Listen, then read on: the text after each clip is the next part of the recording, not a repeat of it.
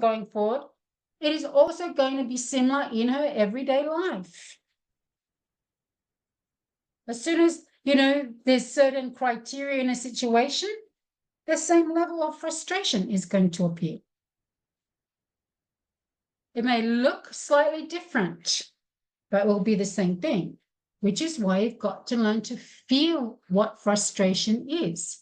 You've got to learn to feel what your pohaku are so that you are aware when they are being pressed, when the buttons are being pressed. I know when I'm on shaky ground. I can feel it coming up my body through my ankles. And it feels like, as soon as I get that feeling, I know something is going on. And I know I have to time out and find that. I have to follow the lines of inquiry, which is, the key points I was talking about earlier. I have to ask myself the question. When we learn to do that often enough, we lay a layer down of our foundation. When we learn to be confident and aloha enough to confront the truth of it, we lay another layer down. When we decide to make an intervention, like ho'oponopono, for example, because that's the teaching that is here right now, by doing ho'oponopono, we lay down another layer that strengthens our foundation. And that is how we keep working toward the state of being we call ha'a. Kumu ha'a. Kind of for myself, kind of mission critical when I feel it happening to pull out.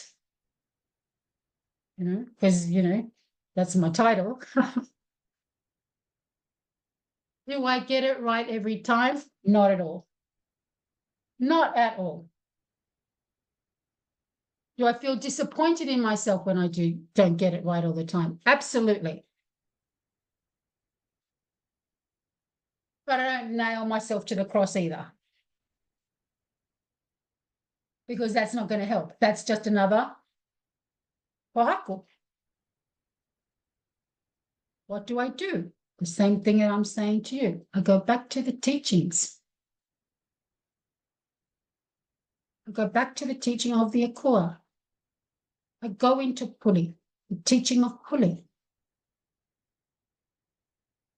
I ask myself, where am I not in aloha here? I ask myself, what is the truth of this? Really, the deep, dark, dirty, nasty truth that I don't want anybody else to know, that only I know and the Kūpuna know.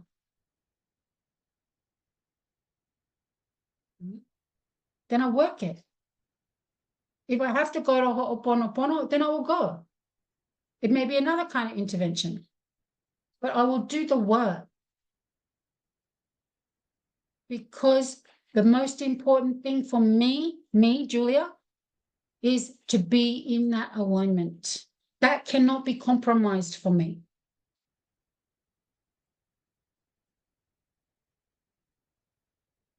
When we call ourselves spiritual people, that's what it means. Not sometimes, not while I'm sitting on the bus going home from work, all the time. And that is, friends, exhausting. Which is why we also have the teaching of not taking things too seriously so that we don't implode. But we have the teaching of reaching out through things like ho'oponopono or lomilomi or whatever it is, so that you have a friend in your corner.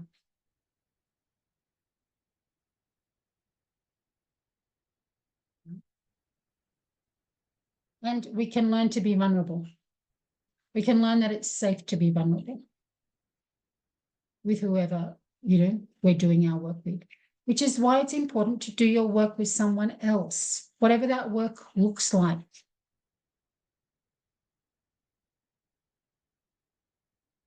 And so I want you to go forward. What I want for you, which what I want for you is irrelevant because it's me wanting it for you, is for you to make these inquiries of yourself so that You set sail in 2025 the way you want set sail.